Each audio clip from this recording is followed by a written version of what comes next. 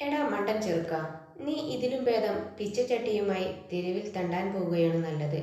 തൻ്റെ സ്കൂളിലെ ടീച്ചർ അവൻ്റെ അമ്മയുടെ മുമ്പിൽ വെച്ച് മുഖത്തടിച്ചതുപോലെ പറഞ്ഞു. 1967 ജനുവരി 6-ന് അന്നത്തെ മദിരാശിയിൽ സംഗീത സംവിധായകൻ RK ശേഖറിൻ്റെ മകനായിട്ടാണ് ദിലീപ് കുമാർ എന്ന AR റഹ്മാൻ ജനിച്ചത്. അമ്മ കസ്തൂരി അച്ഛൻ്റെ കൂടെ മ്യൂസിക് കമ്പോസിഷന് പോകുമ്പോൾ അവിടെ ഇരുന്ന് കീബോർഡ് വായിക്കുന്ന കുട്ടിയെ എല്ലാവരും പ്രശംസിച്ചു. വലുതാകുമ്പോൾ ഇവനൊരു സംഗീതജ്ഞനാകുമെന്ന് എല്ലാവരും പ്രശംസിച്ചു. പക്ഷേ അപ്രതീക്ഷിതമായി അച്ഛൻ മരണപ്പെട്ടത് അദ്ദേഹത്തിൻ്റെ ആദ്യ തിരിച്ചടിയായിരുന്നു. അന്ന് AR റഹ്മാന് 9 വയസ്സായിരുന്നു പ്രായം. കുടുംബത്തിൽ കടുത്ത ദാരിദ്ര്യം, ഭക്ഷണം കഴിക്കാൻ പോലും വകയില്ല. പട്ടിണി മാറ്റാൻ പല കാര്യങ്ങളും ആലോചിച്ചു.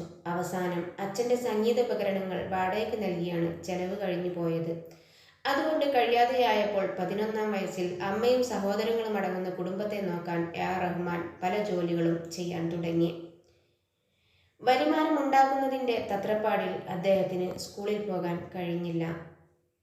അവനെ വല്ല പിച്ചയെടുക്കാനും വിടൂ എന്നാണ് ടീച്ചർ പറഞ്ഞത്. അങ്ങനെ ഉറങ്ങാത്ത രാത്രികൾ, പെങ്ങളുടെ കഠിനമായ രോഗം, ഏതു നേരത്താണോ ജനിച്ചത് എന്ന് ശപിച്ചുള്ള ജീവിതം. ഈ സമയത്താണ് സംഗീതത്തിലുള്ള താല്പര്യം വീണ്ടും ഉടലെടുക്കുന്നത്.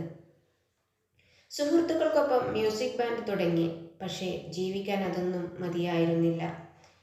പഠനവും സംഗീതവും ഒരുമിച്ച് കൊണ്ടുപോകാൻ കഴിയില്ല എന്ന് മനസ്സിലാക്കിയ AR റഹ്മാൻ അമ്മയുടെ അനുവാദത്തിൽ സംഗീത ലോകത്തേക്ക് മുഴുവനായി ഇറങ്ങി.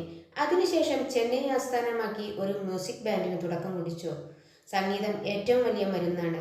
അതിന് ആസ്വാദകരുടെ മനസ്സിൻ്റെ അവസ്ഥകളെ മാറ്റാൻ സാധിക്കും എന്ന് തിരിച്ചറിയുന്നത് ഒരുപക്ഷെ AR റഹ്മാൻ്റെ സംഗീതത്തിലൂടെയാണ്. പ്രണയമായാലും വിരഹമായാലും സന്തോഷമായാലും ആഘോഷമായാലും മോട്ടിവേഷനായാലും എല്ലാം AR റഹ്മാൻ സംഗീതത്തിലുണ്ട്. ഒരു സാധാരണ ജീവിതത്തിൽ നിന്ന് ലോകം അറിയപ്പെടുന്ന സംഗീതജ്ഞനായി AR റഹ്മാൻ വളർന്നത് 1992-ൽ റോജ എന്ന സിനിമയ്ക്ക് സംഗീതമൊരുക്കിക്കൊണ്ടാണ് സംഗീത സംവിധായകനായി മാറുന്നത്. ആദ്യ ചിത്രത്തിലൂടെ തന്നെ ദേശീയ സംസ്ഥാന പുരസ്കാരങ്ങൾ വാരിക്കൂട്ടി. പിന്നീട് അങ്ങോട്ട് AR റഹ്മാനെ തിരിഞ്ഞു നോക്കേണ്ടി വന്നിട്ടില്ല. ഇപ്പോഴിതാ AR റഹ്മാനും ഭാര്യ സൈറയും 29 വർഷത്തെ ദാമ്പത്യ ജീവിതത്തിന് ശേഷം വേർപിരിയുന്നു. പ്രിയപ്പെട്ടവരെ, നമ്മുടെ ജീവിതത്തിൽ ഒരു തകർച്ചയുണ്ടെങ്കിൽ അതിനൊരു ഉയർച്ചയുമുണ്ട്.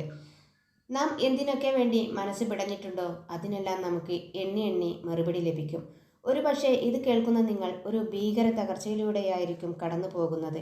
എടുത്താൽ പൊങ്ങാത്ത കഴുത്തിൽ പേറി നടക്കുന്ന വ്യക്തിയായിരിക്കാം.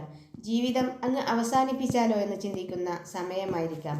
ബന്ധുക്കളും നാട്ടുകാരും നിങ്ങളെ തള്ളിപ്പറഞ്ഞിരിക്കാം. എന്നാൽ നിങ്ങൾ അതൊന്നും ഓർത്ത് വിഷമിക്കേണ്ട. നിങ്ങൾ ഉയർച്ചയിലെത്തും. നിങ്ങളുടെ കഷ്ടപ്പാട് മാറുന്ന ഒരു കാലമുണ്ട്. നിന്ദിച്ചവരുടെ മുന്നിൽ നിങ്ങൾ നിങ്ങളുടെ തലമുറയും തല ഉയർത്തി തന്നെ നിൽക്കും. നിങ്ങളുടെ ജീവിതത്തിൽ പ്രകാശം പരക്കട്ടെ ആശംസിക്കുന്നു. വീഡിയോ ഇഷ്ടമായാൽ ലൈക്ക് ചെയ്യാനും ഷെയർ ചെയ്യാനും മറക്കരുത്. താങ്ക്